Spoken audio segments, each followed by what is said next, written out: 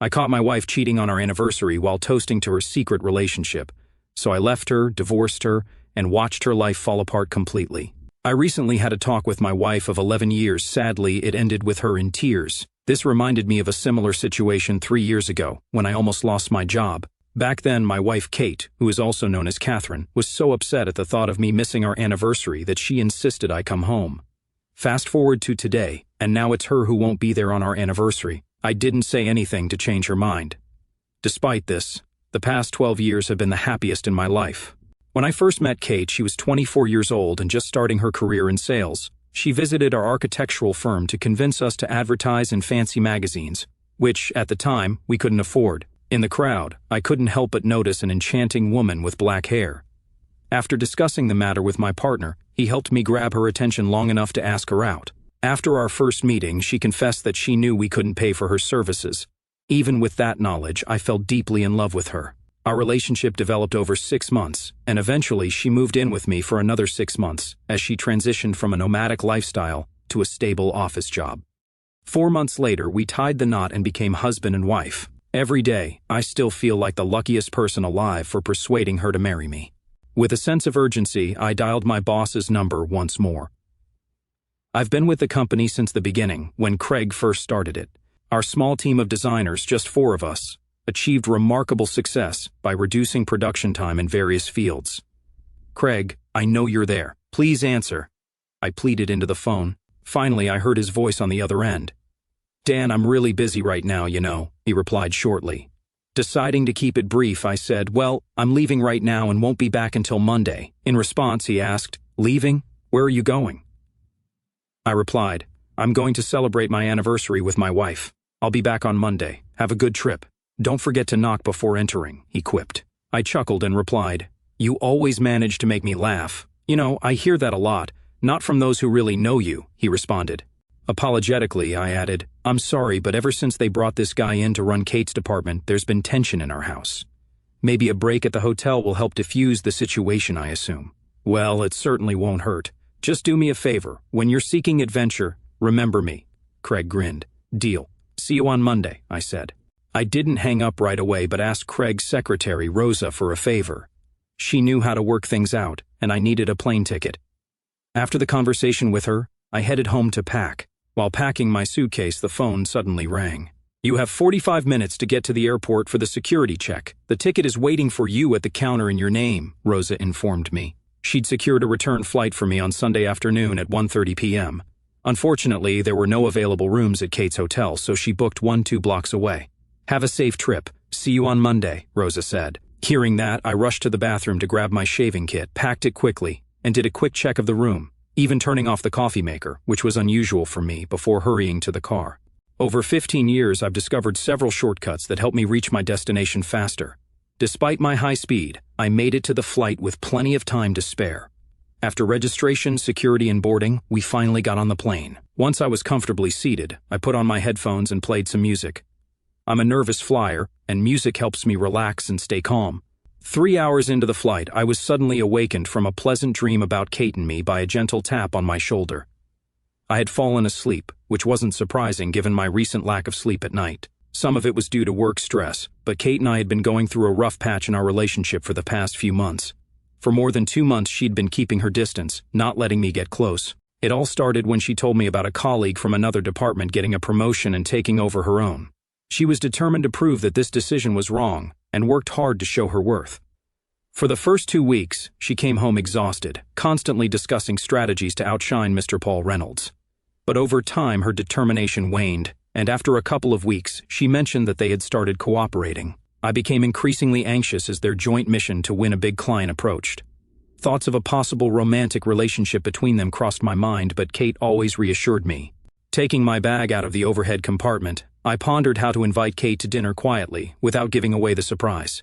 After taking a taxi to my hotel, I struck up a casual conversation with the driver, who happened to mention a charming, dimly lit restaurant located between our 2 hotels. "Sounds intriguing," I expressed interest, because it turned out to be exactly what I had in mind. After checking in, I quickly showered and rushed out. I wanted to catch Kate before she left for dinner. Glancing at the clock in the lobby, I saw that it was almost 5:30. After observing the bustling street, I decided I could walk to my destination and followed the directions given by the receptionist. The route was easy, and I made sure to remember the charming restaurant mentioned by the taxi driver, which happened to be just a few steps from her hotel. Furthermore, when I exited the taxi, I left the driver a generous tip. At 5:50, I entered the hotel lobby and stood in line at one of the reception desks. I exchanged a smile with a woman who motioned for me to come forward. "Hello," I greeted her warmly. "My name is Dan Cardiff. I'd like to know if my wife, Catherine Cardiff, is in her room right now. If so, I'd appreciate the chance to talk to her." "Catherine Cardiff, you said?" She double-checked, taking a moment to consult her notes. "Yes, she's a guest here. Give me a minute to check if she's in her room." With that, she dialed the room number. After a while, she turned to me with an apologetic tone. "I'm sorry, sir, but there was no answer. Would you like to leave a message?" "Not at the moment," I replied, a hint of disappointment in my voice. I was hoping to surprise her. "We have an anniversary tomorrow. I'd be very grateful if you didn't mention our conversation," I requested hopefully. "No problem, sir, I assure you," she reassured me. I didn't catch everything she said. "I wish you a wonderful day tomorrow, sir," the woman added politely. "Thanks. I'm thinking about going to a restaurant. Maybe luck will be on my side," I responded. "Good night," I bid her farewell. Heading to the far end of the lobby, I spotted a noisy hall packed with people engaged in various activities: working, serving, sitting, eating. It was very crowded, and I knew the chances of finding her there were slim. Then I noticed a restroom located on one side, closer to the back wall. I searched all around, scanning left and right, desperately looking for any sign of her presence. Despite my efforts, she remained elusive. After finishing my business, I settled near the corridor entrance and once again scanned the room. It seemed futile. Finding her in such a crowded place was nearly impossible. But then, I unexpectedly caught a faint sound of laughter reminiscent of hers. I followed the wall with my eyes, but towering booths obstructed my view, allowing only glimpses of the faces of the men and women with them. Reluctant to approach any table until I could escape her notice, I retraced my steps and turned my gaze toward the wall, slowly making my way along the row of tables one by one. I reached the third one from the corridor where I was standing, and there, in that very booth, I saw her. She sat there, engrossed in conversation with a man I didn't recognize. She looked radiant, dressed in the same elegant dress she always wore on evenings filled with dancing. Their interactions seemed relaxed, as if they were entirely at ease in each other's company. I couldn't help but wonder what was really going on between them. It seemed far closer than a typical dinner with a colleague. My heart raced as he leaned closer to her, prompting me to instinctively grasp the doorframe for support. As she bent down, their lips met in a tender kiss. Filled with mixed emotions, I decided to leave the doorway and move to the center of the hall, sinking into one of the padded chairs with a high backrest. Time seemed to blur. I sat there, never taking my eyes off their table. Suddenly, I heard her laughter again, drawing my attention. Turning my head, I saw her walking beside him, holding his hand tightly with both of hers. Their closeness, along with the general merriment, piqued my curiosity. They strolled past me, just 15 feet away, and even though they conversed, my focus was solely on the adoring expression she wore as she gazed at him. It had been a long time since I had seen such an enamored look. At that moment, my breath caught in my throat, and I was momentarily speechless. I headed for the exit, my expression likely betraying my displeasure. Fueled by a surge of determination, I walked straight to the sidewalk. I couldn't take my eyes off them. She clung to his arm, leaning affectionately against him. I watched as they walked down the street, eventually turning a corner and disappearing into a restaurant I had noticed earlier. As I snapped out of my trance, I hurriedly headed for the door. Suddenly realizing my surroundings, I decided to slow down, giving them ample time to move away from the entrance. I came to a halt, taking a few deep breaths in an attempt to regain my composure. Undoubtedly, there was meaning in the expressions on their faces, but I desired more, even though I couldn't fully comprehend what it was. Summoning my resolve, I pushed open the door and cautiously entered, staying close to the wall. Since the entrance was unattended, I patiently stood there, waiting until my eyes adjusted to the surroundings. Surveying the room, my gaze finally settled on them, sitting at a table meant for two at the far end. I made my way there, clinging to the walls with my hands. As I sat down at a small table, the waitress promptly appeared behind me. "What can I get for you, dear?" "What'll it be?" she inquired. I replied, "Double scotch on the rocks." I overheard their conversation. "Our meeting tomorrow isn't until 10 o'clock, so we can celebrate late into the night," he said to Kate in a hushed tone. "I'm glad you didn't let him manipulate you into going home. We wouldn't miss our 2-month anniversary for anything." "I can't believe it's been 2 months," she exclaimed. "And it could have been longer," he remarked. "If only you had accepted my offer at the end of my first week at work," he reminisced. She laughed and added, "I had to play the innocent girl with you, considering that I'm supposedly married." She shook her head in disbelief, recalling the moment when he approached her in the presence of Marge and asked her out, fully aware of his marital status. "Marge actually told me that you liked me," he mentioned. "We should do something nice for her because she played a significant role in bringing us together," Kate suggested. As the waitress approached, served their drinks, and swiftly walked away, they raised their glasses in a toast to the incredible 2 months they had spent together and the countless more to come. "I'll do whatever it takes," he said as their glasses clinked together. "There will be many more," she replied cheerfully. The waitress placed my glass in front of me and inquired, "Here you go, dear, is that all?" I handed her a $10 bill and said, "Thank you, ma'am," before shifting my attention back to the adjacent table. They glanced up, but as strangers, my presence seemed inconsequential to them. Kate, noticing his gaze, turned and looked at me. "You know, a guy should always carry a camera with him for such moments," I remarked. Her expression was truly limitless, suitable for various posters, as she sat with her lips moving soundlessly. Wow, 2 months. This is a special anniversary. I still remember mine, but after 11 years it begins to lose its novelty, I said, watching them both. I found myself saying, "Let's celebrate 2 months. It's a symbol of passion and prosperity, isn't it? Well, a lovely couple like you definitely deserves a gift, so here's my offer." I tossed the ring in Kate's direction. "And here's a surprise," I added. Paul interrupted Kate with a loud outburst. Realizing that staying here any longer would lead to trouble, I turned to Kate, who was trying to calm him down, and said, "Tell him how lucky he is that he wasn't in my home. Please contact me and let me know where you'd like to receive your belongings. If you're wise, you'll avoid coming to my house. Applying ice to your nose might reduce the discomfort." I turned around and departed, leaving the club. I walked briskly back to the hotel. It was unlikely that Kate knew my current address, and given my actions toward her friend, it seemed unlikely that she would pursue me. To create distance between us quickly, I rushed into the lobby, approaching the front desk. I politely asked, "Excuse me, do you happen to have the contact numbers for airlines? I urgently need to book a plane ticket." The employee inquired, "Certainly, sir. May I inquire about your preferred airline, as well as your desired departure time and destination?" After providing all the necessary information, she assured me that she would inform me about the flight details in my room. Back in the room, I began to pace back and forth, bewildered by the unfolding events. How could this have happened? Then a thought struck me. Perhaps Kate had missed her true calling in life, her performance over the past. As my frustration continued to mount, I realized I couldn't stay in the room any longer. Grabbing my bag hastily, I descended the stairs to the lobby. When I reached the lobby, the receptionist, who had just finished a phone call, motioned for me to approach. "Sir, if you leave now, you might make the last flight today. Registration closes in 30 minutes. If you miss it, the next flight is in 3 hours, she told me. I replied with a thanks, hoping the taxi drivers in the area were reliable. I signed the cash receipt handed to me by a woman. "I'm sorry I have to cut my visit short. Please stay with us next time," she said, smiling warmly as I headed for the exit. A rush of unforgettable memories washed over me.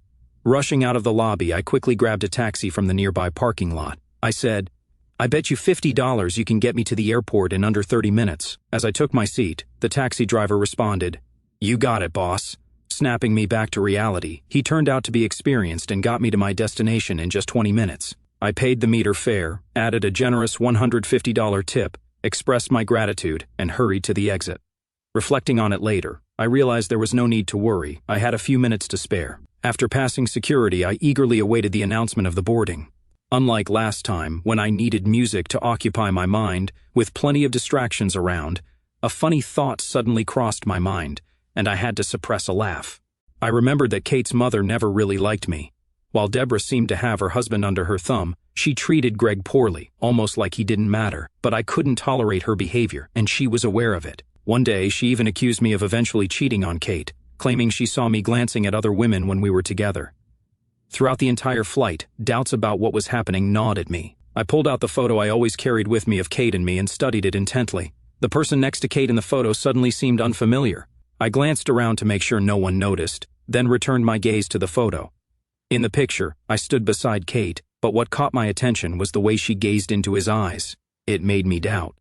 Although men aren't typically known for their memory, I considered myself an exception. Like most women, Kate often tested my memory by asking, "Do you remember this, or do you remember that?" Unfortunately for her, I remembered everything. I recalled every conversation, every plan, and all the close secrets we whispered in the dark. Sitting there now, I couldn't help but wonder, if I hadn't noticed this unfolding for 2 months, what else had I missed?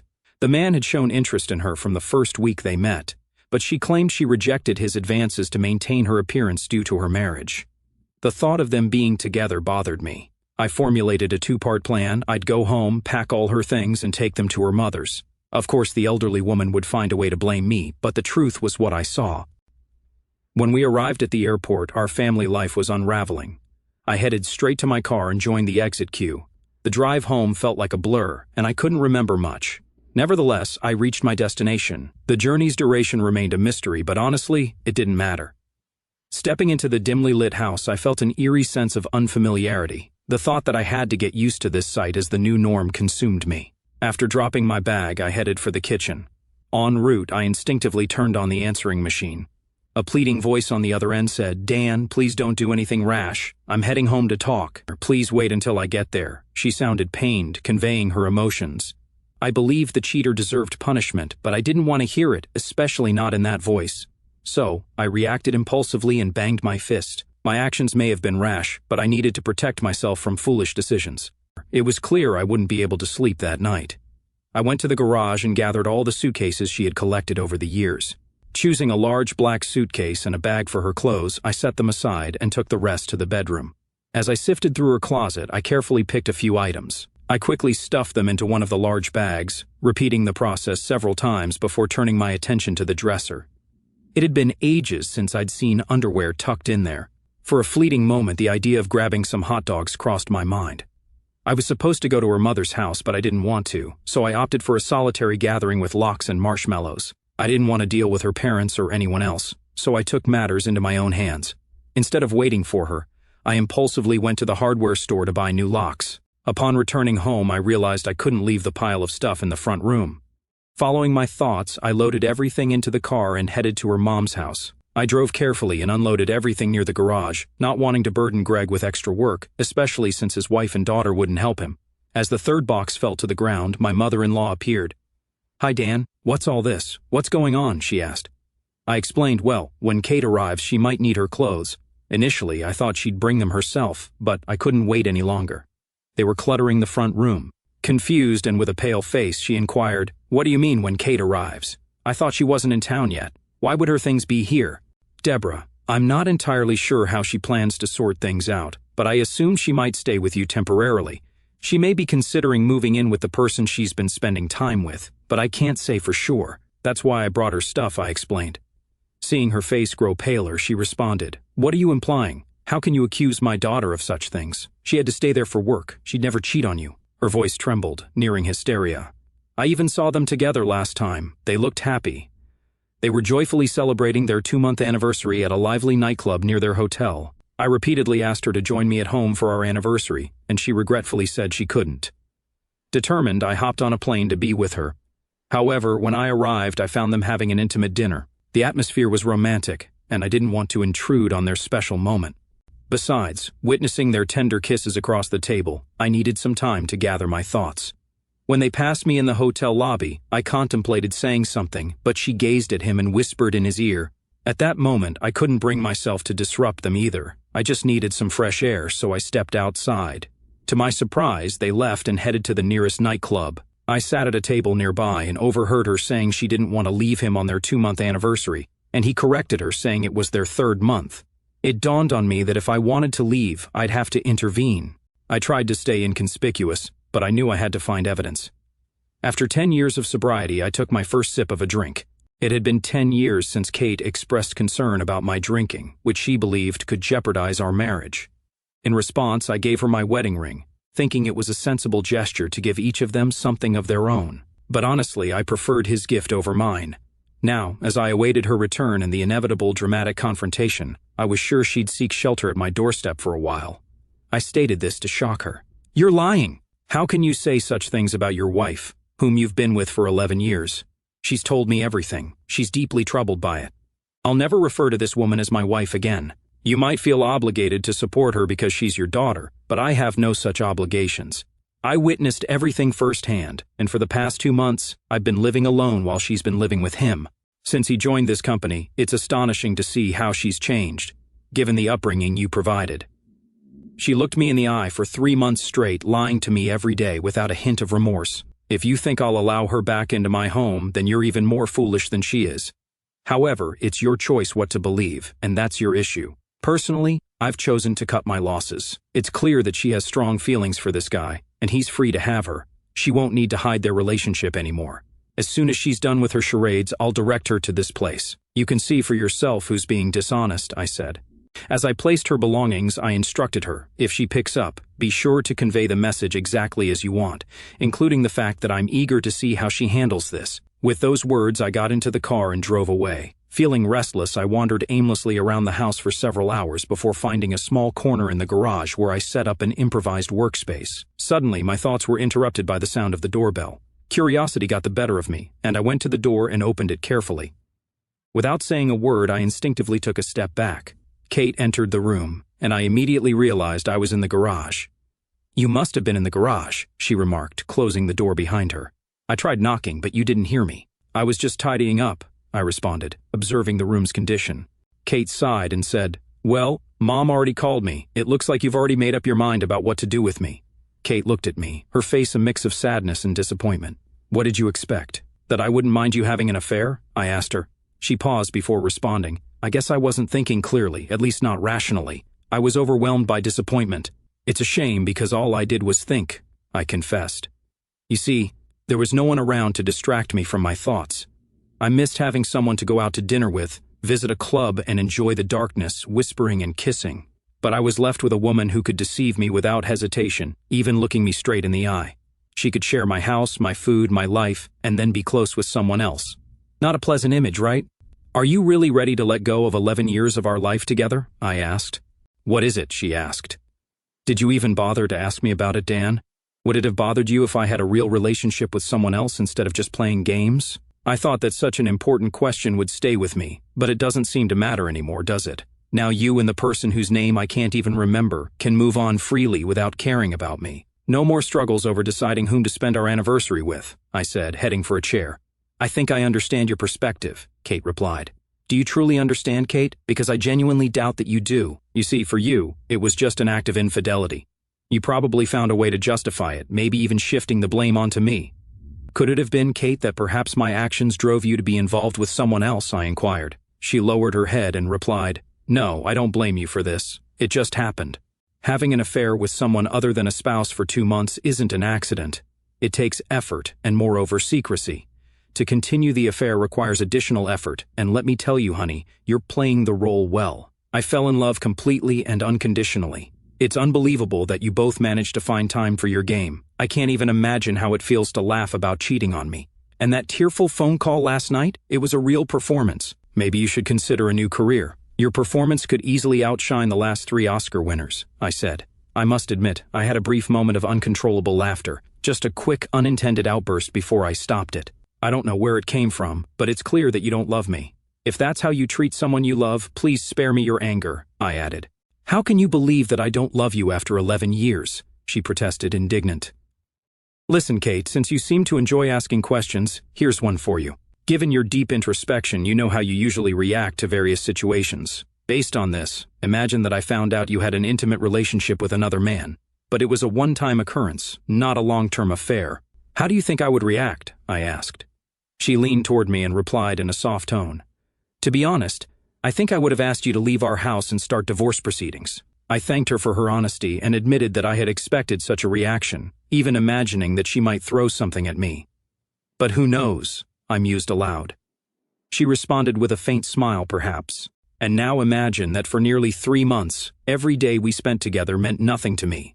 It was all just an act, a facade to deceive you into thinking our relationship was thriving. In reality, I was going through the motions while my heart belonged to someone else, spending entire days with my mistress after leaving you. Can you honestly believe that I love you after nearly 13 years? Show me some confidence, Kate," I said seriously. "It's as if you're implying that you don't care about this situation. The time we spent together was very valuable to me. It wasn't just casual conversation. I genuinely enjoyed being with you," she said. "Do you recall the last time we were close, Kate? When was the last time you initiated one of our affectionate kisses? When did you last act like my wife, Kate? After what I've witnessed and heard, I find it hard to believe you're standing here telling me you love me." "I'm not naive. I overheard you discussing him with that gossip Marge, as soon as he arrived at the office. And then, to top it off, you both came up with the idea of giving her a gift for bringing you two together. It seems like you've already found your next bridesmaid. All that's left is to find his best man, and the wedding banquet will be ready, I commented, reclining in my chair. So, it turns out you're just like me after all. Should I expect a server to show up at my doorstep? Kate inquired. What is it? She asked. First and foremost, I need to know where you're going to live. You won't find a process server waiting on your doorstep to deliver the divorce papers. I've reserved that privilege for myself. That's it. The case is closed. Escape from Kate and move forward. If you happen to see me with someone else, please don't try to intervene, I stated. What are you trying to prove with this? Kate asked. I probably didn't think I needed to prove anything to you. What I did for myself, not for you. Why would I fight for a man like you? Those who respected me so little thought that I would tolerate or make excuses for the way you treated me. When I gave you the ring, it was a clear sign that you were done. I don't want to invest my energy in something that no longer matters to either of us. I can't forget or forgive, and based on your past and present behavior, it's evident that I'm not a priority for you. So, it's time for me to leave you, Kate, and move on. I don't pretend to understand how you expected everything to end, but you certainly ruined everything. Now it's your turn to sleep at his place, I said, locking eyes with her. You're kicking me out and keeping everything for yourself. To be honest, it seems unfair after 11 years, she replied. It always comes down to a deal, doesn't it? Well, that's settled. If you need a house, you'll have to pay for it. As for me, I want to keep the house. I've fallen in love with him. With the extra space, I can finally transform it into what I truly desire. I assumed you and Bast had already found a place, I said. His name is Paul, she corrected. I couldn't care less about that. Really, do you think he has nowhere to live, I asked. Well, of course he does, she responded. In that case, problem solved, I remarked. I was waiting for your answer, and then it occurred to me. So, I guess you don't think his wife will agree to this arrangement, I said, noticing her expression. Wait, did you find out everything about him? How did you know he was married? She asked seriously. This isn't a joke. You really think I'm naive, don't you? Why else would you be here, Kate? So, what's the deal? He doesn't want to divorce his wife for you? I hope you haven't seriously considered coming back to me. I've contemplated this particular question. I considered the possibility that our relationship had lasted 11 years. However, upon reflection, I concluded that we're done. This decision was made by you. Let's reminisce about those incredible 2 months you spent together and hope for even more in the future.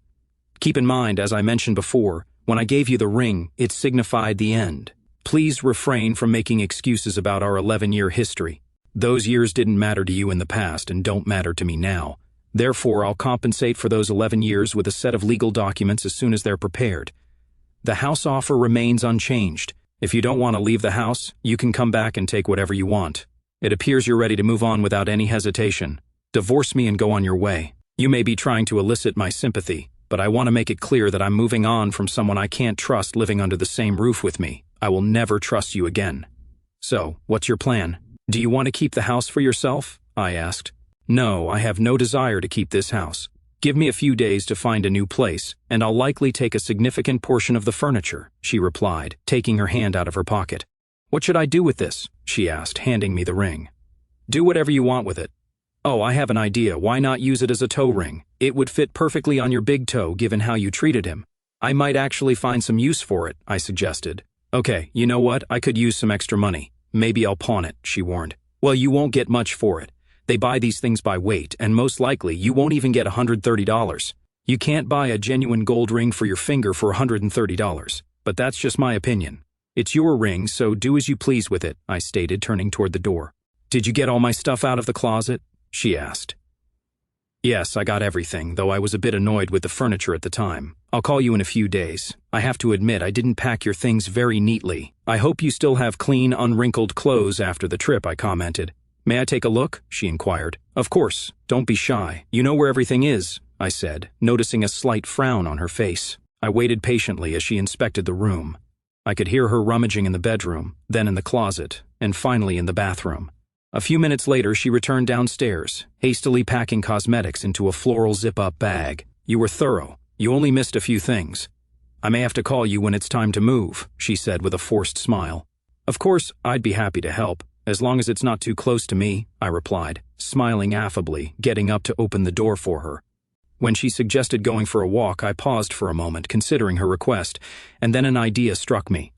"Wouldn't it be too much to ask you to run around instead?" I inquired, maintaining a serious expression. "Kiss me on the spot," she replied, turning to leave. "I wouldn't dare kiss someone who knows where she's been," I retorted, closing the door behind her. That marked the end of our communication. 3 months later, my lawyer diligently filed all the necessary divorce documents, instructing me to pick them up from his office on Monday. My itinerary for the day included 2 stops, first at the lawyer's office and then at my mother-in-law's house. The sole objective was to obtain Kate's signature on the documents, ensuring she had no false hopes of reconciliation. After parking my car at her house, I paused for a moment, gazing at the familiar facade, contemplating the completion of this final task. It might take some time, but eventually I would find solace and quiet nights again, as this chapter would finally be closed. Exiting the car, I made my way to the front door and rang the doorbell. To my surprise, my mother-in-law answered. "Well, Dan, what brings you here? What's going on?" she asked. "I thought you had forgotten about us already," she added. "Not yet. Is Kate here?" I inquired. "Yes, she's here. Come on in," she replied, closing the door behind her. A few moments later, Kate entered the room. "Kate, I'm here for you to sign these papers. I'll file them tomorrow, and then our divorce will be finalized." "I just want it to be over," I explained. Kate sighed and said, "I don't think I've ever been good enough for you, have I? Do you seriously think I'll just stand by and watch your actions over the past few months?" Kate briefly left the room, but soon returned with a pen in her hand.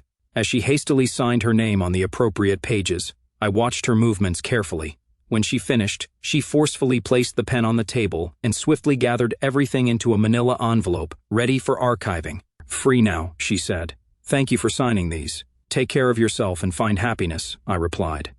Shifting her focus from me to herself, she added, "Mom, you can come into the room. Congratulations to you as well," I replied before walking out the door. As I drove away, a wave of mixed emotions washed over me. I understood that this marked the end of our relationship, and I couldn't shake the feeling that life was about to take a new turn. Just a month later, our divorce was finalized, signaling the start of a completely different life. In due course, I received unexpected news from Kate's father. He informed me that after our divorce, Kate had asked Paul to leave his wife and marry her. However, Paul made it clear to Kate that he couldn't do that. He admitted that their relationship had no romantic feelings for her. It seemed that after such a revelation, Kate had to come to terms with the fact that she would have to continue her life without me and without Paul. Learning the lessons from our past relationship, Kate now resides with her parents, in search of a new job after being disgracefully dismissed from her previous one, just like Paul, thanks to me. According to her father, Kate is unhappy. She's had several encounters, but they involved either married men seeking only intimacy or men with questionable reputations. Engaging in indiscriminate, intimate relationships led Kate to contract a psychiatric illness, and she's now in therapy.